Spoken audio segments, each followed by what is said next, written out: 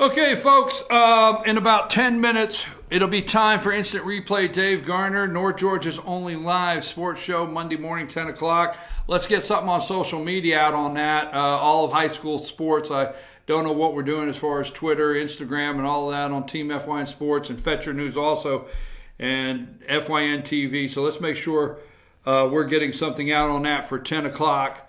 Now, let me say this. Let me go over, first of all, Obama came out, gave a speech. I want to go over a couple notes, okay?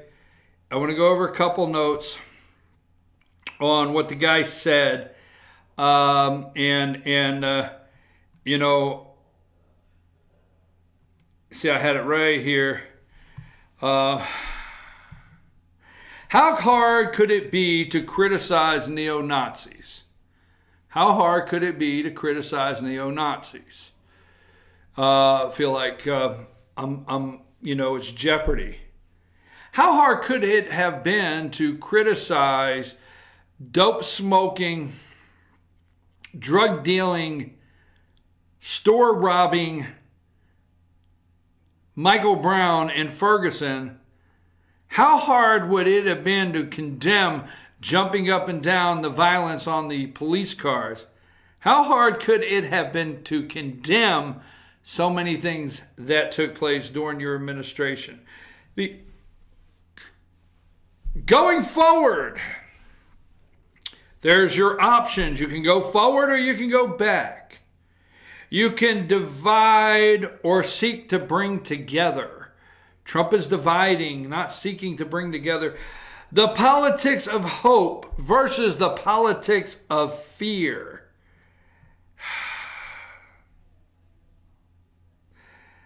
You see, that's how bad, according to the media, they want you to know the crisis is. The crisis is so bad, Obama's even breaking the norms. I think Obama knows what's about to come. I really do. I think Obama knows what's headed his way, what's about to come. Let me show you. I take pictures throughout the morning on the shows, screenshots on Sunday morning when I'm looking to see what direction the media is going in. Let's go with number 2. And this is Fox News. Fox News highlighted there was not a network yesterday morning that did not highlight Barack Obama's speech and breaking the norms, okay? Let's go with Chris Coons, number 5, when they're talking about Brett Kavanaugh, okay? This is the Delaware. You know, somebody put up on social media, we have Spartacus and Pocahontas running for president. Okay, there's Coons, okay, talking about Brett Kavanaugh, all right? Now go to number 6. And he asked Coons this, number 6. Justices appointed by Democrat presidents. Ruth Bader Ginsburg was approved in 96. There's only 100 senators, 96. Stephen Breyer, I think that's Bill Clinton, right? Bill Clinton had Ruth Bader Ginsburg and Stephen Breyer. Stephen Breyer, 87. Sotomayor, 68 senators. Okay? Would that mean 18 Republicans voted for her? And then Elena Kagan, all right? Elena Kagan, 63. And we're looking to see if we're looking to see if we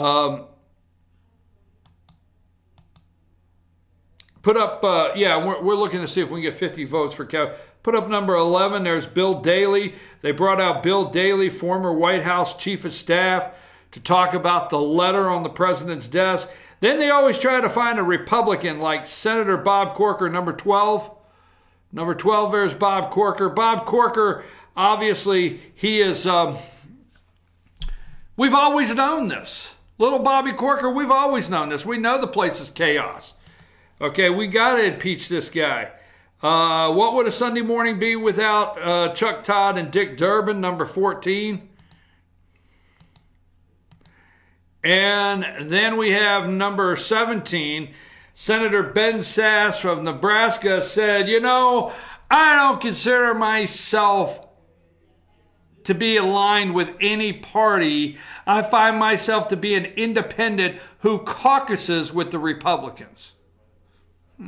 He's an independent who caucuses with Republicans. Okay, and let's go. Nike, they did a little polling there. Go with number 18. Nike just did it. Okay, number 18.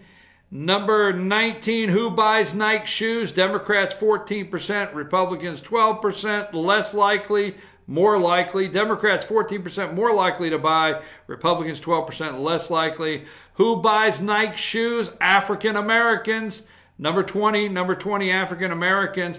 Number 56 more likely, 14% white, less likely.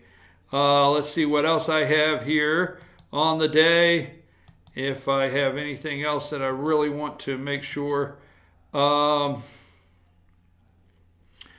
go to number 31. This was on CBS, Face the Nation, number 31.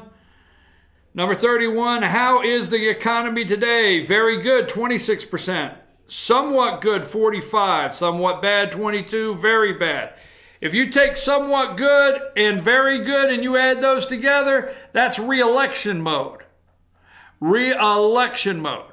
Now, they're going to tell you that, you know what?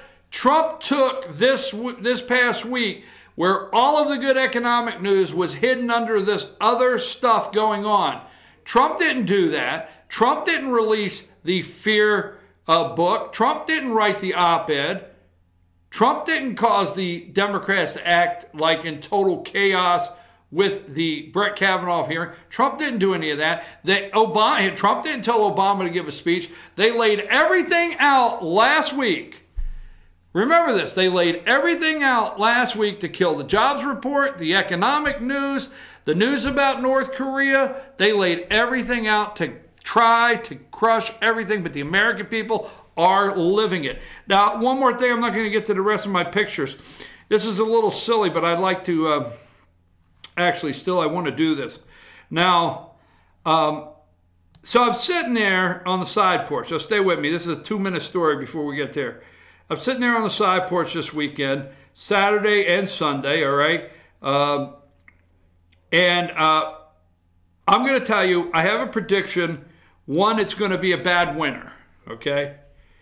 So I predict it's going to be a bad winter. And here's my concern. And here's my concern. I think, so, hold on. All right. Looking out the side porch on Saturday and Sunday, this is the true, absolute truth, okay?